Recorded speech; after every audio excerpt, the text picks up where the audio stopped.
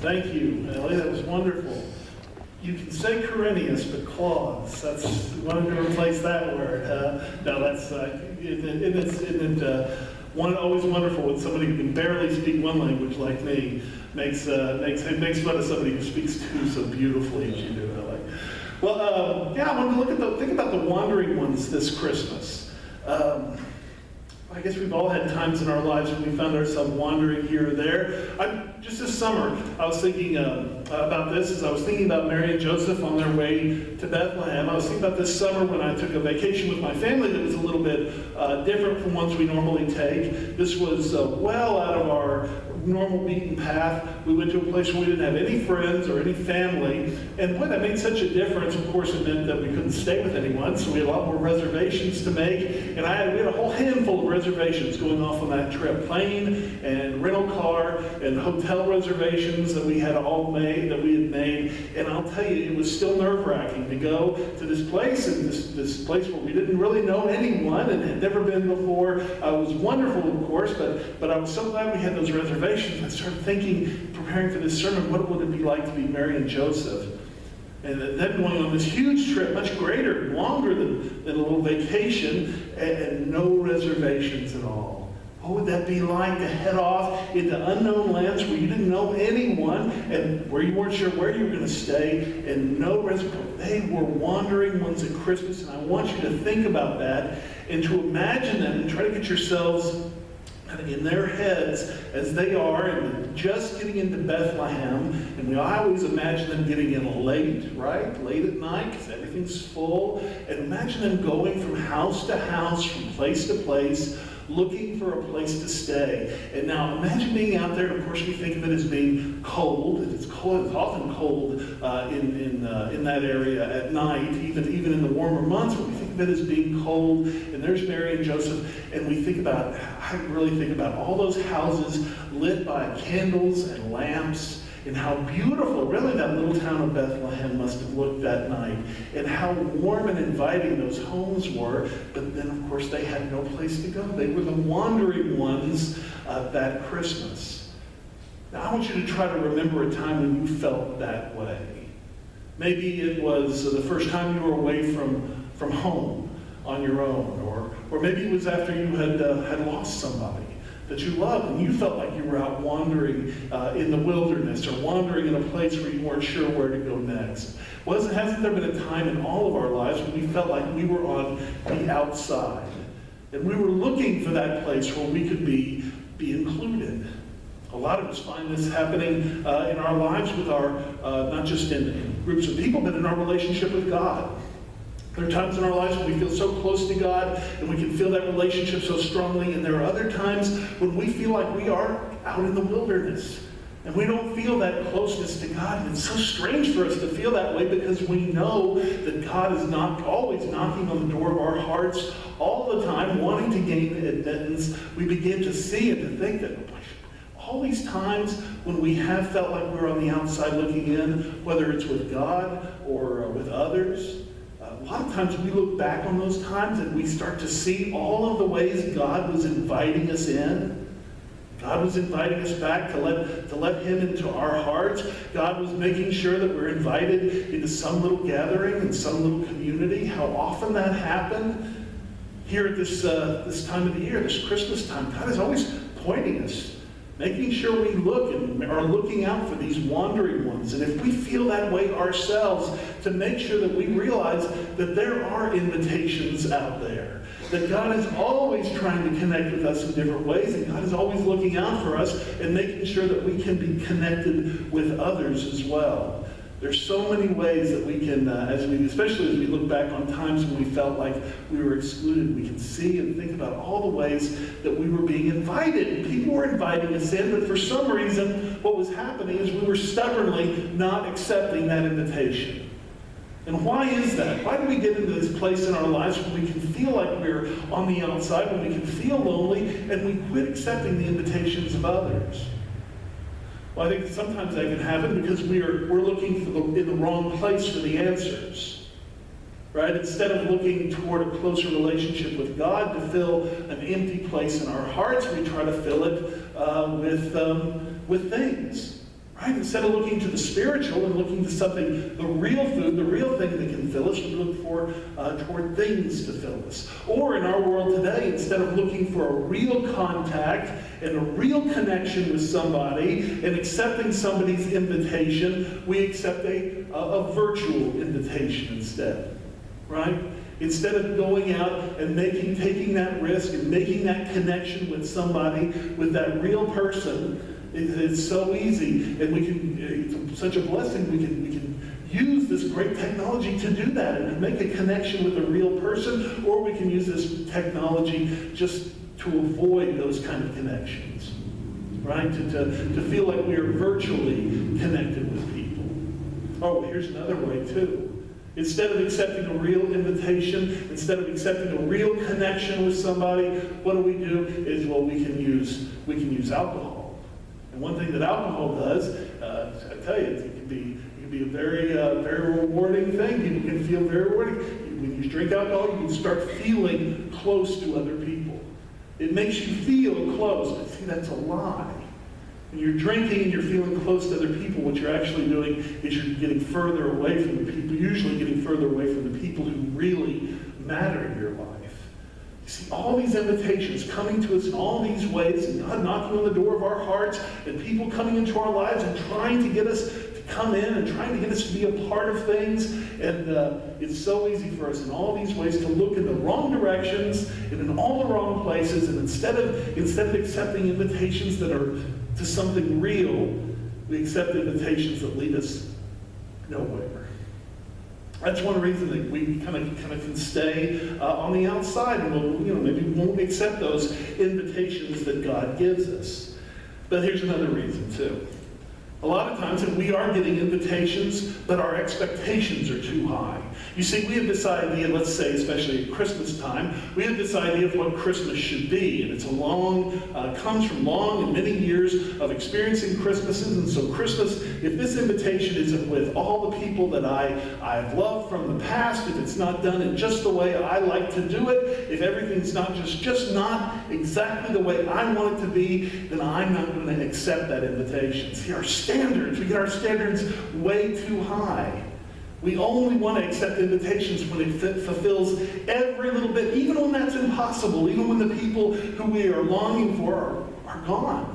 They're not going to be here. There's no way that we're going to get the invitation that we're looking for. But still, that's all we will be willing to accept. Only everything we want. Now, here's something that is a lesson of this story. When Mary and Joseph came to Bethlehem, they were offered a stable. And they accepted that. And they accepted it gladly because they knew it was going to bring an end to their wandering, at least for a while. Well, that's something we have to realize as people are opening their hearts. Sometimes they're offering us just a little piece, just a little slice, not the whole thing. And we have to be willing to, like Mary and Joseph, to see that as such a sacred and amazing gift. To be happy and to accept that, accept the stable that we are being offered as people invite us into their lives. So there's one end of it. I really do believe, because I surely feel this way myself, we are all, sometimes in our lives, the wandering ones, the people on the outside. And we need to, it's amazing how often it really does for when we're feeling that way. It comes down, what it really comes down to is our willingness to see and accept the invitations that God is putting all around us. But there's another side to the coin as well, because if we aren't feeling that way, if we are feeling very much at home right now, if we're feeling like we're surrounded by the people that we want to be surrounded with, that everything is going just the way we want it to go, we're feeling very much, instead of feeling like Mary and Joseph wandering around the streets, the other side of that feeling, the feeling when you're home, and maybe there's a fire going or a candle burning, and there's something good in the oven, and maybe it's snowing or raining, probably more likely for us, raining outside, and you get that feeling like you're just where you want to be. There's nowhere else you would rather be in the world, and maybe you've got some people you love around you, and you realize there's no other people I would more like to be with here at this moment. Well, that's a wonderful thing and a great blessing, and so often that happens when we aren't mindful of it and we aren't thankful for it. But also, one thing that this story tells us is we have to be willing, when we are in that moment, to open up our hearts to others. That's the place, that's the part that we can play. If everything is in place in our lives, then we can be the ones who offer something to someone else who is wandering. That can be hard to do because, people who are wandering, people who are feeling on the outside, they don't wear signs, they aren't carrying their passports or their luggage with them. We have to be very mindful and ready to open up our lives and open up our hearts to them in a very well thought out kind of way. And we can do that for people that are, friends and trying to draw them in a little closer into our circle. But we can also do that for all the people that are already there. Because I'll tell you, this world can be a tough place for anybody. You may have children or grandchildren in your life, and every once in a while start thinking, oh boy, they've got it so easy, it's so wonderful to be a child. But it can be hard to be a child. Learning by trial and error, all the things that you're supposed to, and everybody seems to expect you to know automatically. It can be tough for teenagers. It certainly is tough to grow up in this time. It can be tough for married folks and tough for single folks. And I tell you, if we can, in our lives, if we can start thinking of ways that we can have a warm and inviting place for all those people in our lives, that's one thing we can do. All the people that are already in our circle, to make sure that they have a good place to come, and to make sure, too, that we have that place for ourselves as well. So that's one thing we can do, is be aware of the people that are already in our circle, and to make sure that if they are feeling like they're wandering at this time, give them a good place to come. Give them a good place to be together. And there's another thing we can do, and this doesn't apply to all of us, but it certainly may apply to all of us at one time or another in our lives.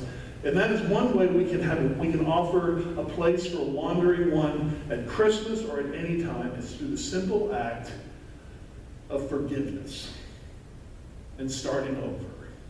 There are a lot of people that are out there wandering in the world because they haven't sought forgiveness or they haven't been offered forgiveness. There's something there that act has not taken place. Well, I love this little story of a family, and this came down to me through another preacher's sermon, and I've always loved this story. True story, and in his version, the preacher's version, he called this couple Mary and Joe. Mary and Joe were in their 50s, and they had a wonderful relationship. And they were blessed that they had a daughter who was now grown, and she was married, and she had 2 children. And they were all so happy. They lived in the same town together, and they had lots of time to spend together. Sunday afternoons, and of course all the holidays, they would be together. And what fun it was for those 3 generations all to be gathered together to celebrate and to enjoy each other's company. But sadly, one day, Mary quite suddenly passed away. And Joe and daughter Anne grieved for her deeply, and for a long time, because they were such a close-knit family. And but after a while, things started to get better. And then after about 3 years, something happened. Joe met someone else. He met a woman named Helen. She was a wonderful woman, and he fell in love with her, and he asked her to marry him, and she agreed. But Anne, the daughter, would have none of it. She said, no one will take my mother's place.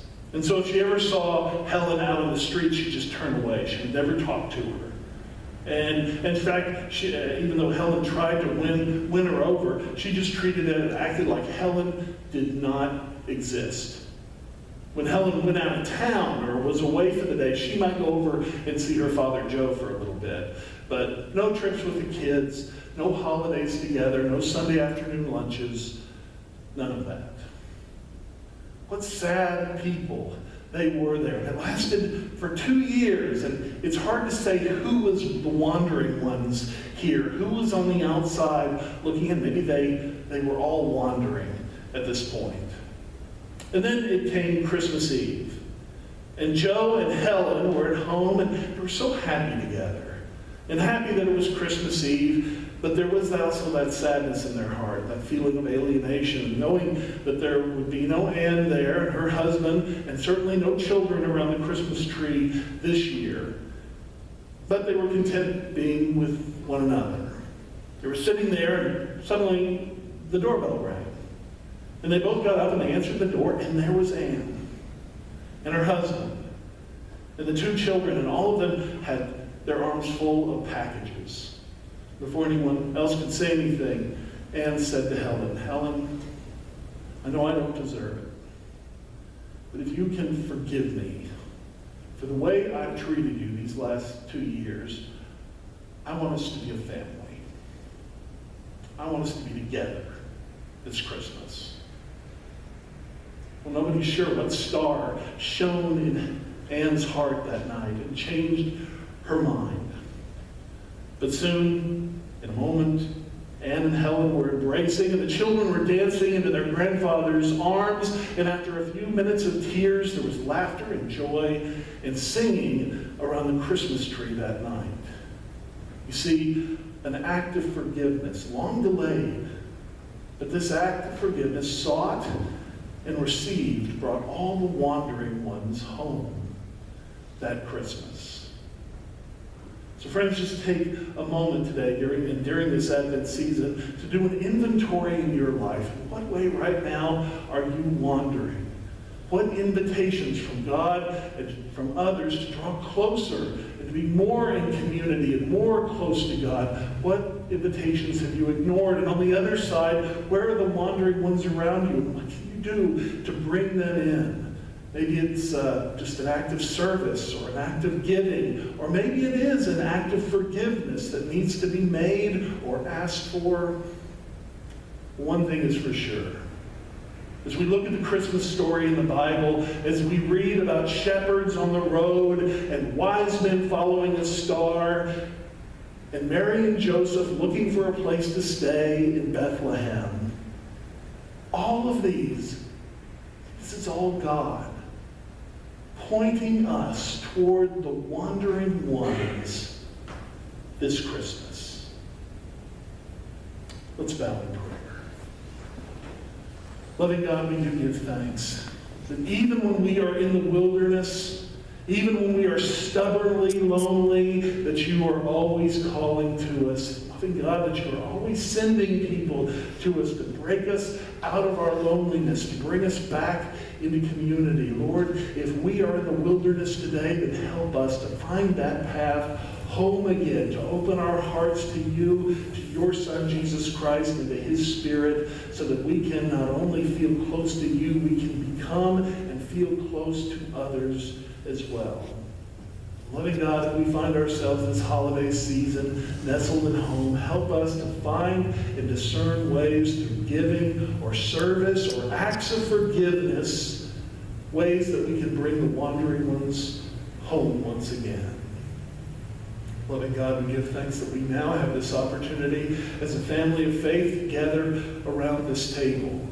Lord, we know that this is a table when we remember your great sacrifice, but we know too that this is a table that represents our reconciliation, not only to you, but to one another. Lord, help us to feel that true sense of community as we come together to receive this bread and cup. And we do ask that you bless these elements to the nourishment of our bodies and our spirits. In Jesus Christ's name we pray.